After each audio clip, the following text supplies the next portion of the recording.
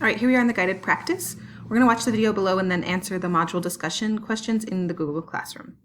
So the key point that I need you to take away from this is that, so this is students will know who Gandhi is and what he stood for or what he believed in.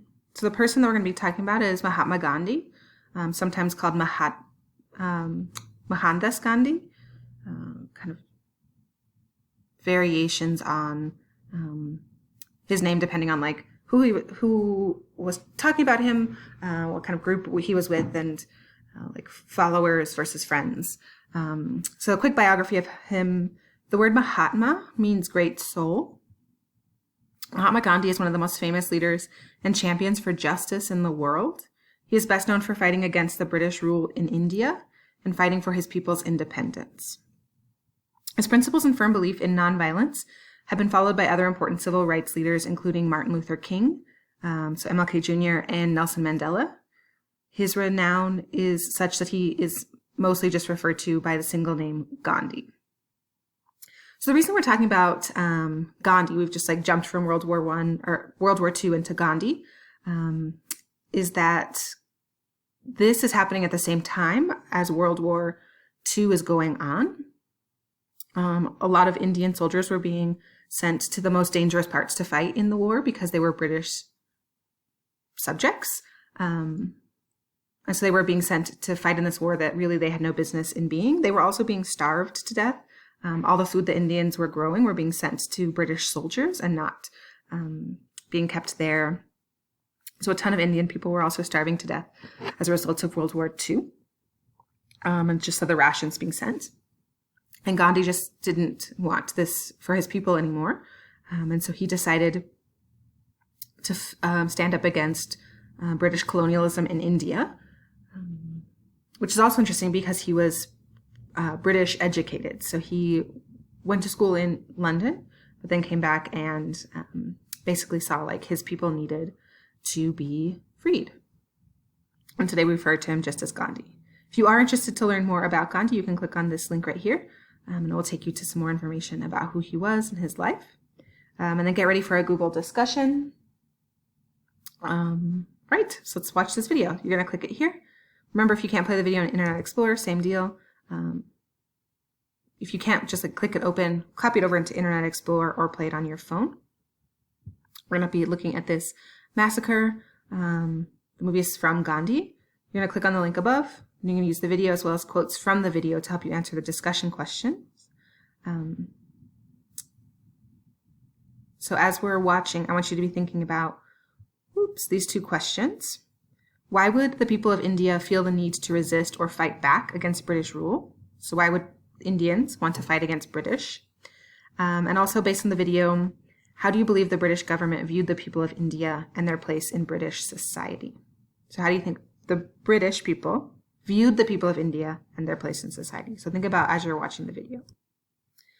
All right, so the video you saw, it shows a peaceful protest. They were at one of the largest Sikh mosques in Delhi.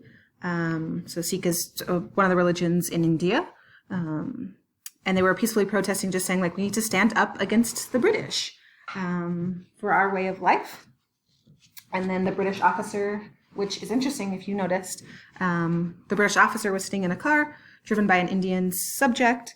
And even the soldiers that were with them were not white British soldiers, but in fact like British Indian soldiers and like from other colonies as well.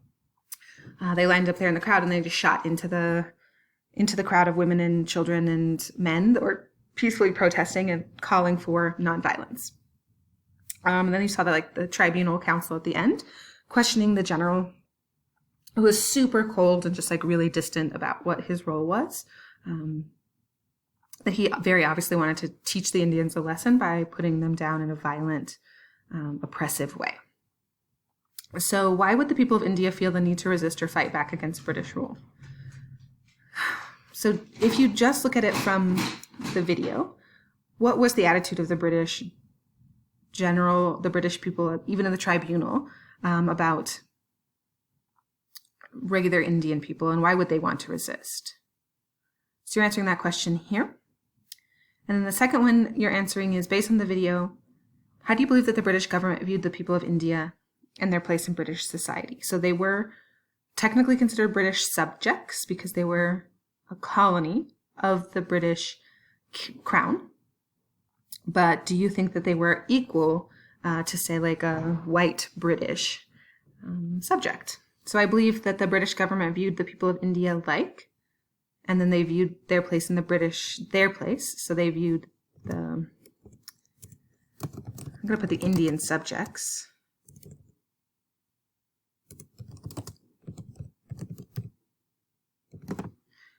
Place in British society as. So I want you to think of a way to describe how the British saw the Indian subjects' place in British society, if they saw it at all.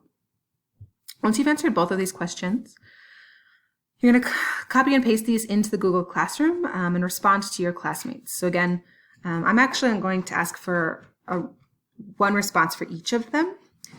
They are going to be labeled Week 6 Module 1 Discussion Question 1 and then the question, just when you go into the Google Classroom. So it's a little bit more clear than just these two. Once you've done that, we're going to pop back over here for independent practice. So you should pause this video now. And then once you've done that, come back this way. All right, independent practice. We're going to read this passage below, and then you're going to answer the questions. So this comes from Professor Jasmine Kirby. It's titled The Great Salt March of Mahatma Gandhi, published on history.com, November 22nd, 2007. So because this was not created at the time of Gandhi's life, we know that's a secondary source. So this is Mohandas Gandhi and Satyagraha. After living for 2 decades in South Africa, which also was a British colony, where Mahatma Gandhi fought for the civil rights of, after living for 2 decades in South Africa, where Mahatma Gandhi fought for the civil rights of Indians residing there, Gandhi returned to his native country in 1915 and soon began working for India's independence from Great Britain. What did Great Britain do that caused Gandhi to call for strikes?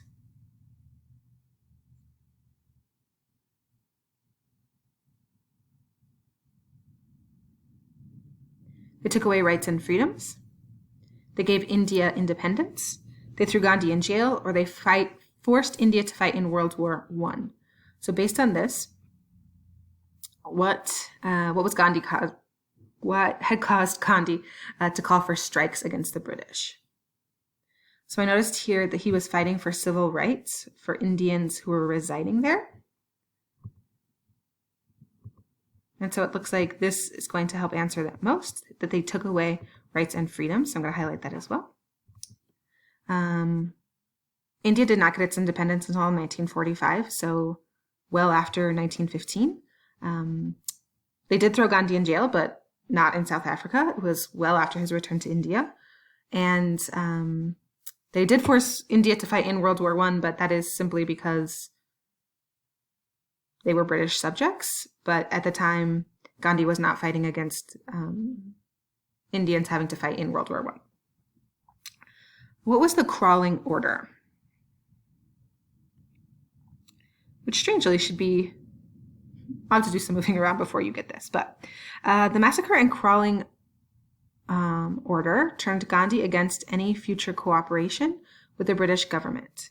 In August of 1920, he urged Indians to withdraw their children from British-run schools, boycott the law courts, quit their colonial government jobs, and continue to refuse to buy imported cloth. Now called Mahatma, meaning great soul, Gandhi spoke to large crowds throughout the country. "We in India in a moment," he proclaimed, "realized that 100,000 Englishmen need not frighten 300 million human beings." So that was basically him pointing out that there were only 100,000 Englishmen who were in India to enforce the colonization of the subcontinent, when in fact there were 300 million human beings that were living in India, so they easily could have fought against the British imperial rule. All right, sorry about that. My formatting got a little weird and this got lost. All right, so Gandhi against empire. Instead of gaining Indian independence or freedom after World War I, the British continued its colonial regime, imperialism, and tightened restrictions on civil rights. Gandhi responded by calling for strikes and other acts of peaceful disobedience. During one protest assembly held in defiance of British orders, so they were holding a protest when the British told them to stop protesting, colonial troops fired into the crowd, killing more than 350 people. A British general then carried out public floggings and humiliating crawling order. This required Indians to crawl on the ground when they approached any British soldier or were approached by a British soldier. So what was the crawling order? The crawling order was a form of oppression and humiliation given to Indian subjects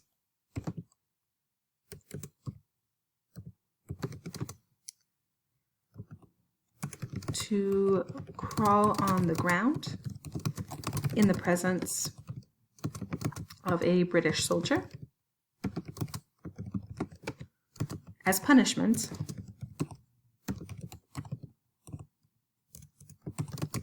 for protesting the British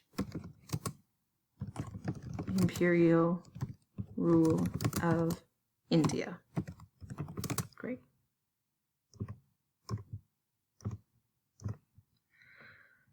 Continuing on. The massacre and crawling order turned Gandhi against any further cooperation with the British government. In August of 1920, he urged Indians to withdraw their children from British-run schools, to boycott the law courts, to quit their colonial government jobs, and to continue to refuse to buy imported cloth. Now being Mahatma, meaning great soul, Gandhi spoke to large crowds throughout the country. We in India, in a moment, he proclaimed, realized that 100,000 Englishmen need not frighten 300 million human beings. So what are three things Gandhi asked Indian people to do to protest against the British government? So we can go back up here. So he urged Indians to withdraw their children, to quit their jobs, to boycott the courts, and to refuse to buy imported cloth. So you can choose any of those three things. I'm going to just start at the top of the list and choose my three. Withdraw their children from British-run schools, to quit colonial jobs, and to refuse to buy imported cloth. Great. Rather than buy British manufactured clothes, he began to use the spinning wheel to produce his own cloth. The spinning wheel soon became a symbol of Indian independence, and Gandhi advocated a policy of nonviolence to achieve home rule. In 1922, British authorities arrested Gandhi for anti-governmental activity, and he served 2 years in jail. Our job now is to hypothesize or to consider. Gandhi called for nonviolence, even though British soldiers were killing Indian people in pretty brutal ways too, like non-armed, peaceful protesting Indian people. Why might have nonviolence been so important to Gandhi? So Gandhi believed nonviolence was so important because think about what happens to violent protesters in our world today.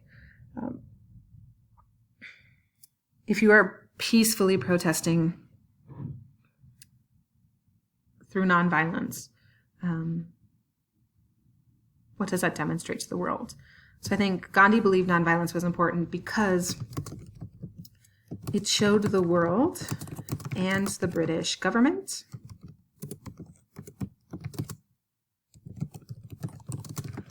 that the Indian people did not want to harm British people, but wanted their voices heard about